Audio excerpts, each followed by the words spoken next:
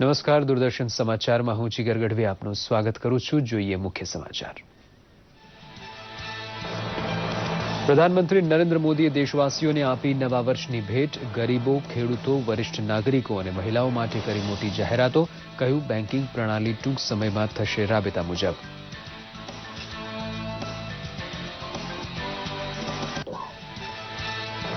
પ્રધાનમંત્રી આવાસ યોજના અંતર્ગત 3 નવી યોજના જાહેર. શહેરી વિસ્તારોમાં 9 લાખ રૂપિયા સુધીની હોમ લોન પરના વ્યાજમાં 4% અને 12 લાખ સુધીની લોન પર 3% મુક્તિ. ગ્રામીણ વિસ્તારોમાં ઘર બનાવવા 2 લાખ સુધીની લોન પર 3% વ્યાજ મુક્તિ. ખેડૂતો માટે મોટી રાહતની જાહેરાત. રવિ પાકો માટે જિલ્લા સહકારી બેંકોની લોન પર 60 દિવસનું વ્યાજ માફ. નાબાર્ડમાંથી ઓછા વ્યાજે મળશે લોન.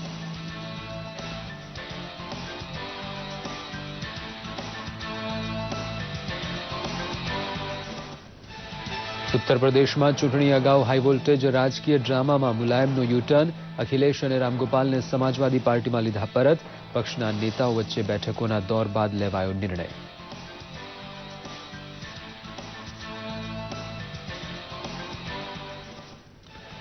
પાટીદાર આંદોલનના પ્રશ્નોનું યોગ્ય અને વ્યાજબી નિરાકરણ લાવવા અને વિવિધ સંગઠનોના અગ્રણીઓને વાતચીત કરવા આમંત્રણ આપતા નીતિન પટેલ. એસપીજીના કન્વીનરો સહિત અન્ય આગેવાનોને પણ સાંભળશે રાજ્ય સરકાર.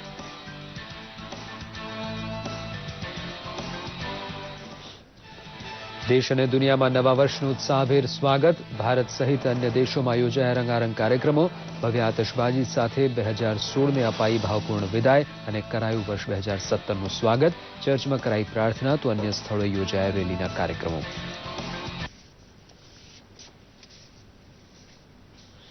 હવે જોઈએ સમાચાર વિગતવાર. નવા વર્ષ 2017ની પૂર્વ સંધ્યાએ પ્રધાનમંત્રી નરેન્દ્ર મોદીએ પ્રજા માટે અનેક યોજનાઓની જાહેરાત કરી હતી, જેમાં હોમ લોનના વ્યાજદરમાં રાહતથી માંડીને ખેડૂતો, વરિષ્ઠ નાગરિકો, સગર્ભા મહિલાઓ તથા નાના વેપારીઓ સુધીના તમામ માટેના કેટલાક લાભોનો અને સહાયનો સમાવેશ થતો હતો. જોઈએ અહેવાલ. પ્રધાનમંત્રી નરેન્દ્ર મોદીએ નવા વર્ષની શરૂ થનારી કેટલીક પ્રજાલક્ષી યોજનાની જાહેરાત કરી હતી, જે અંતર્ગત પ્રધાનમંત્રી આવાસ યોજનામાં રૂપિયા 9 લાખ સુધી હોમ લોનના વ્યાજમાં 4% અને રૂપિયા 12 લાખ સુધીની લોન પરના વ્યાજમાં 3% સુધીની છૂટ અપાશે. પ્રજાજોગ સંબોધનમાં પ્રધાનમંત્રીએ જણાવ્યું હતું કે આ યોજના અંતર્ગત ગ્રામીણ વિસ્તારોમાં મકાનો બનાવવાનો લક્ષ્યાંક 33% વધારવા સાથે નવા ઘર બનાવવા તેમજ જૂના મકાનોના સમારકામ માટેની રૂપિયા 2 લાખ સુધીની લોન પર 3% વ્યાજ મુક્તિ મળશે. कोऑपरेटिव बैंक और सोसाइटी से किसानों को और ज्यादा कर्ज मिल सके, इसके लिए उपाय किए गए हैं. नाबार्ड ने पिछले महीने 21,000 करोड़ रुपए की व्यवस्था की थी. अब सरकार इसे लगभग 2 गुना करते हुए इसमें 20,000 करोड़ रुपए और जोड़ रही है. इस रकम को नाबार्ड कोऑपरेटिव बैंक और सोसाइटीज को कम ब्याज पर देगा और इससे नाबार्ड को जो आर्थिक नुकसान होगा उसे भी सरकार वहन करेगी. सरकार ने यह भी तय किया है कि अगले 3 महीने में 3 करोड़ किसान क्रेडिट कार्डों को રૂપે કાર્ડ में બદલા જાયેગા. પ્રધાનમંત્રીએ પોતાની જાહેરાતમાં વરિષ્ઠ નાગરિકોને પણ ધ્યાનમાં લીધા હતા. તેમણે કહ્યું હતું કે વરિષ્ઠ નાગરિકોને 10 વર્ષ માટેની રૂપિયા 7.5 લાખ સુધીની જમા રકમ પર વાર્ષિક 8% વ્યાજની ગેરંટી મળશે. सरकार वरिष्ठ नागरिकों के लिए भी एक स्कीम शुरू करने जा रही है. बैंक में ज्यादा पैसा आने पर अक्सर बैंक डिपॉजिट पर इंटरेस्ट रेट घटा देते हैं.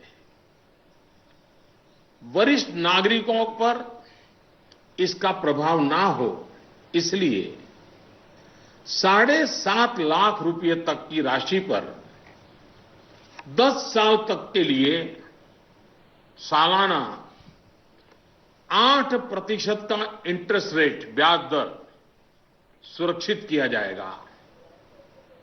ब्याज की ये राशि वरिष्ठ नागरिक हर महीने प्राप्त कर सकते हैं। વિમુદ્રીકરણના નિર્ણય બાદની મુશ્કેલીઓ છતાં દેશવાસીઓએ દાખવેલી ઈમાનદારીને પ્રધાનમંત્રીએ અજોડ ગણાવી હતી. તેમણે જણાવ્યું હતું કે સત્ય અને પ્રામાણિકતા કેટલી મહત્વની છે તે દેશની પ્રજાએ ફરીથી એકવાર સાબિત કરી બતાવ્યું છે. 125 करोड़ देशवासियों ने तकलीफें झेलकर, कष्ट उठाकर ये सिद्ध कर दिया है कि हर हिंदुस्तानी के लिए सच्चाई और अच्छाई कितनी अहमियत रखती है. काल के कपाल पर यह अंकित हो चुका है कि जनशक्ति का सामर्थ्य क्या होता है, उत्तम अनुशासन किसे कहते हैं, अपप्रचार की आंधी में सत्य को पहचानने की विवेक बुद्धि किसे कहते हैं, सामर्थ्यवान बेबाक बेईमान के सामने ईमानदारी का संकल्प कैसे विजय पाता है. નવા વર્ષથી ખેડૂતો માટે પણ અનેક લાભકારી યોજનાઓની પ્રધાનમંત્રી દ્વારા જાહેરાત કરાઈ છે. પ્રધાનમંત્રીએ જણાવ્યું હતું કે ખેડૂતોએ જિલ્લા સહકારી બેંકો અને પ્રાથમિક સમિતિઓમાંથી ખરીફ અને રવિ પાક માટે લીધેલી લોન પરના વ્યાજમાંથી 60 દિવસનું વ્યાજ સરકાર ભોગવશે. किसान भाइयों के हित में कुछ और अहम निर्णय भी लिए गए हैं. डिस्ट्रिक्ट कोऑपरेटिव सेंट्रल बैंक और प्राइमरी सोसाइटी से जिन किसानों ने खरीफ और रबी की बुआई के लिए कर्ज लिया था, उस कर्ज के 60 दिन का ब्याज सरकार वहन करेगी और किसानों के खातों में ट्रांसफर करेगी. कोऑपरेटिव बैंक और सोसाइटी से किसानों को और ज्यादा कर्ज मिल सके, इसके लिए उपाय किए गए हैं. नाबार्ड ने पिछले महीने 21,000 करोड़ रुपए की व्यवस्था की थी. अब सरकार इसे लगभग 2 गुना करते हुए इसमें 20,000 करोड़ रुपए और जोड़ रही है. इस रकम को नाबार्ड कोऑपरेटिव बैंक और सोसाइटीज को कम ब्याज पर देगा और इससे नाबार्ड को जो आर्थिक नुकसान होगा उसे भी सरकार वहन करेगी. 2016ના અંતિમ દિવસે પ્રધાનમંત્રીએ કરેલી જાહેરાતો 2017ના વર્ષમાં ગરીબ અને મધ્યમ વર્ગ સહિતના સામાન્ય નાગરિકો માટે આશીર્વાદ સમી બની રહેશે. દૂરદર્શન સમાચાર, અમદાવાદ. બંગાળના આરે આવીને ઉભેલા ઉત્તર પ્રદેશના શાસક સમાજવાદી પક્ષને કામચલાઉ રાહત મળી છે. કેટલાક દિવસોથી ચાલી રહેલા હાઈ વોલ્ટેજ રાજકીય ડ્રામા પર પડદો પાડતા સપાના પ્રમુખ મુલાયમસિંહ યાદવે અખિલેશ યાદવની પક્ષમાંથી કરાયેલી બરતરફી પાછી ખેંચી લીધી છે. તેમની સાથે રામગોપાલ યાદવને પણ પક્ષમાં પાછા લેવાયા છે. સમાજવાદી પક્ષમાં વર્ચસ્વ માટેની લડાઈ વચ્ચે અખિલેશ યાદવ મજબૂત નેતા તરીકે બહાર આવ્યા છે. 88 આગામી વિધાનસભા ચૂંટણીમાં ટિકિટોની વહેંચણી સહિતના મુદ્દે પિતા મુલાયમે નમતું જોખીને પુત્ર અખિલેશની માગણીઓ માનવી પડી છે. જોકે કોમી એકતા દળનું વિલીનીકરણ અને દાગી ઉમેદવારોને ટિકિટ ન આપવા સહિતના પ્રશ્નો હજુ નિરાકરણની રાહમાં છે. ગુજરાત સરકારના નાયબ મુખ્યમંત્રી નીતિનભાઈ પટેલે પત્રકારોને અને એસપીજીના ગણમાન્ય નેતાઓને પાટીદાર અનામત સહિતના પ્રશ્નો પર સર્વસંમતિ સાથે ચર્ચા કરીને નિવારણ લાવવા રાજ્ય સરકાર વતી સરકાર સાથે મંત્રણા જોડાવા આમંત્રણ આપ્યું હોવાનું જણાવ્યું છે અને દરેક પ્રશ્નોનો સુખદ ચર્ચા વિચારણાથી અંત આવશે તેવી આશા વ્યક્ત કરી હતી. સમાજની સંસ્થાઓ સાથે ચર્ચા વિચારણા કરવાનો અને પ્રશ્નનો યોગ્ય નિરાકરણ કરવાનો અમે સંનિષ્ઠ પ્રયત્ન કરી રહ્યા છીએ અને એના ભાગરૂપે અગાઉ પાસ સંસ્થા દ્વારા એમના તરફથી મોકલવામાં આવેલ કન્વીનરો સાથે અનામત આંદોલન સાથે સંકળાયેલ અગત્યની સંસ્થા એસપીજી સરદાર પટેલ ગ્રુપ સાથે પણ વાટાઘાટ કરવાનો સરકારે મુખ્ય આમંત્રણ આપીએ છીએ.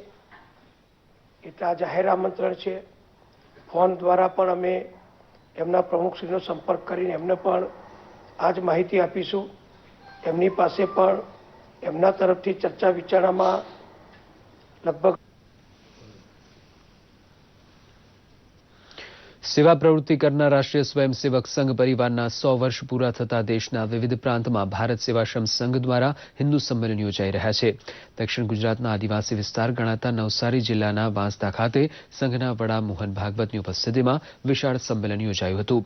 સમારોહમાં મોહન ભાગવતે સનાતન હિન્દુ ધર્મની રક્ષા માટે જાગૃત થવાની અપીલ કરતા જણાવ્યું હતું કે ભારત હિન્દુ બહુમતીવાળો દેશ છે.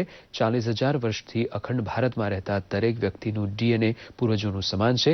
તે પહેલા સરગસકારે સંતો મહંતો શહેરમાં ફર્યા હતા. ચૈતન્ય શંભુ મહારાજે હિન્દુ ધર્મના રક્ષણ માટે તન મન ધનથી કામ કરવા લોકોને અનુરોધ કર્યો હતો.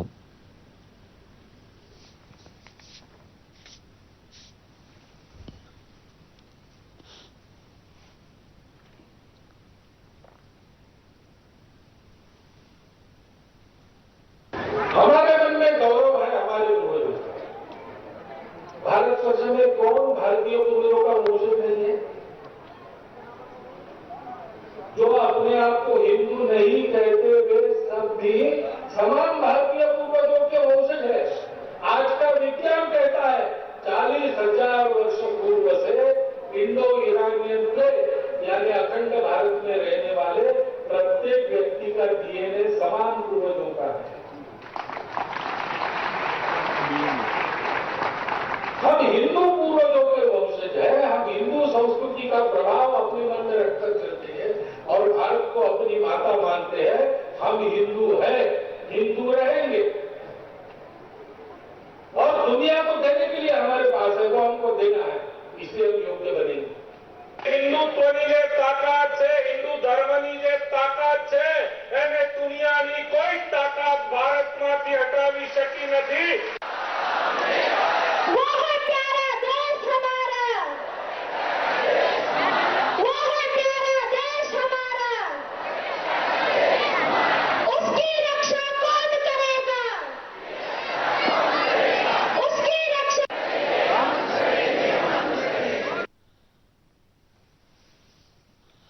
બોટાદ જિલ્લાના રાણપુરમાં આવેલ ગુજરાતની એકમાત્ર ઊની ખાદીનું ઉત્પાદન કરતી ખાદી ગ્રામોદ્યોગ ભંડારની ગુજરાત સરકારે વાયબ્રન્ટ સમિતિમાં પસંદગી કરી છે.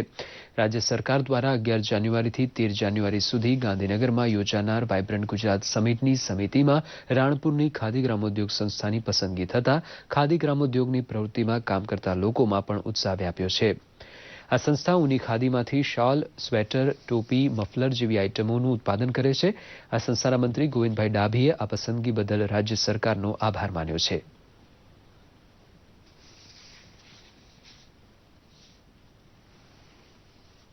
અમે બનાવી સ્વેટર, જર્સી, ટોપી, મોજા, મફલર. અમને મહિલાઓ કામ કરે છે, અમને ઘણો બધો આનંદ છે. એક આનંદ તો અમને એ છે કે અભણ લોકો અને અંગૂઠા છાપ હોય તો એ અહીંયા આવે છે, એને આવકારે છે. એ માટે અમને ખૂબ આનંદ છે. આપણને સાંભળીને ખૂબ સરસ ને સુંદર લાગે છે અને સાંભળીને ઘણો આનંદ થાય છે કે સરકારે આપણને લાભ આપ્યો છે અને આપણને અહીંયા બોલાવ્યા છે. તો અમે વણાટ વિભાગમાં કામ કરું છું. લેડીઝ શાલ બનાવું છું, કોટિંગ વણું છું, જેન્ટ્સ શાલ બનાવું છું અને આ લાભ આપ્યો છે સરકારે આપણને.